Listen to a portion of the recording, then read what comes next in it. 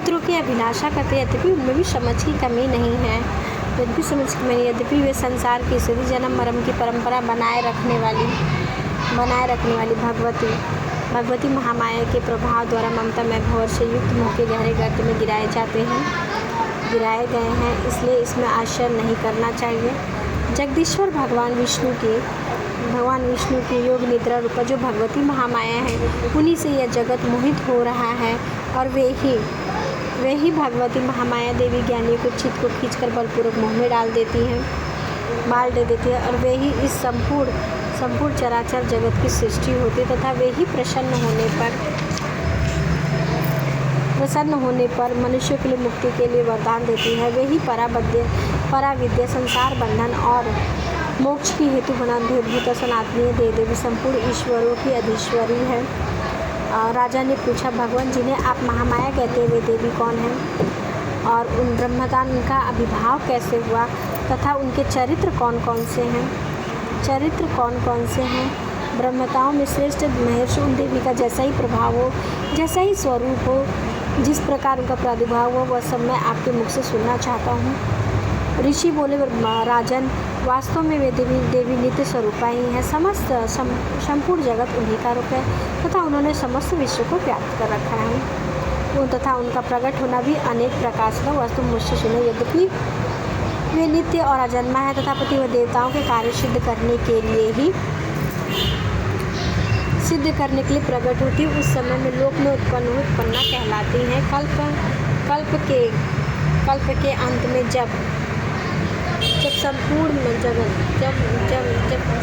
जगत एकावरण में निमग्न हो रहा था, तो सबके प्रभु भगवान विष्णु शेषनाग की सैया बिछाकर योग निद्रा का आशय लेकर सो रहे थे।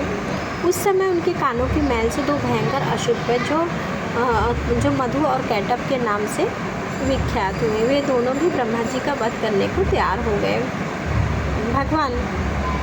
भगवान विष्णु के नाभि कमल में विराजमान प्रजापति ब्रह्मा जी ने जब उन दोनों भयानक असुरों को अपने पास आया और भगवान को सोया हुआ देख तब एकाग्रचित्त होकर उन्होंने भगवान विष्णु को जगाने के लिए तमोगुण के उनके नेत्र में निवास करने वाली योग निद्रा देवी का स्वतन आरंभ किया, जो इस विश्व की अधीश्वरीय जगत को धारण करने वाली है, संसार का पालन और संहार करने वाली तेसर को भगवान विष्णु की अनुपम शक्ति जो है, उन्हीं भगवती निद्रा देवी की भगवान ब्रह्मा स्तुति करने लगे।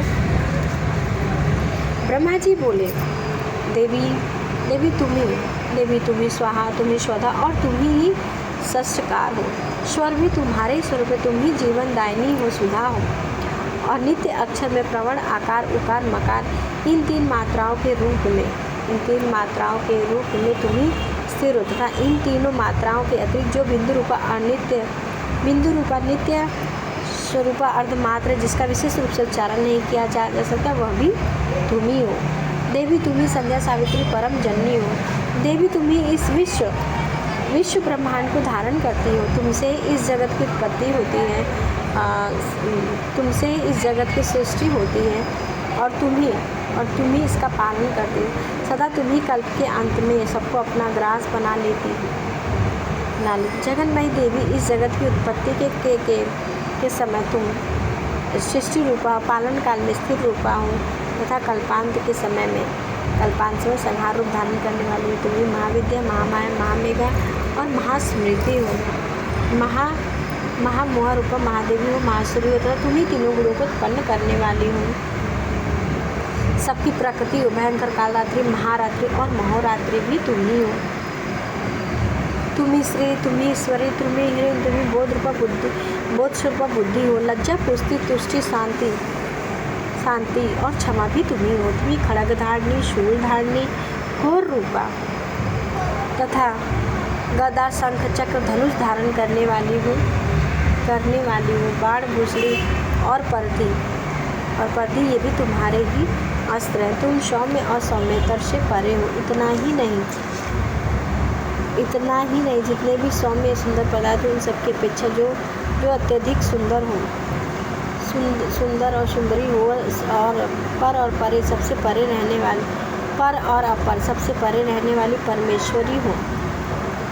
सर्वस्वरूपी देवी, कहीं भी सत सचो कोई वस्तु हो, अभी तुम ही हो।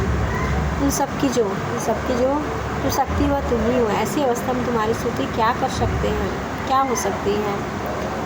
इस जगत की सृष्टि, पालन और संहार करते हैं उन भगवान को भी जब तुमने योग निद्रा के अधीन कर दिया है, तब तुम्हारी स्तुति करने की शक्ति यहाँ कौन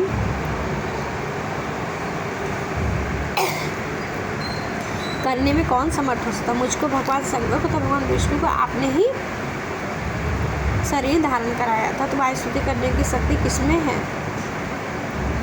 देवी, तुम तो अपने इन उदार प्रभाव से प्रशंसित ये जो दोनों दुर्धर असुर हैं, मधु और कैटव, इनको मुंह में डाल दो। जगदीश्वर भगवान विष्णु को शीघ्र ही जगा दो। साथ ही इनके भीतर इन दोनों महान असुरों को मार डालने की बुद्धि उत्पन्न कर दो। ऋषि कहते हैं, राजन, जब ब्रह्मा जी ने वहाँ मधु और कैटव को मारने के उद्देश्य से भगवान विष्णु को जगाने के लिए तमोगुण की अधिष्ठात्री देवी योग निद्रा की इस प्रकार स्तुति की, तब वे भगवान के नेत्र, मुख, नासिका, बाहु और हृदय और वक्षस्थल से निकल अव्यक्त ब्रह्मा जी की दृष्टि के समक्ष खड़ी हो गई। योग निद्रा से मुक्त होने पर जगत के स्वामी भगवान जनार्दन उस एकावरण में जल से शेषनाग की सैया से जाग उठे। फिर उन्होंने उन दोनों असुरों को देखा। वे दुरात्मा मधु और कैटव अत्यंत बलवान और पराक्रमी थे और क्रोध से आंखें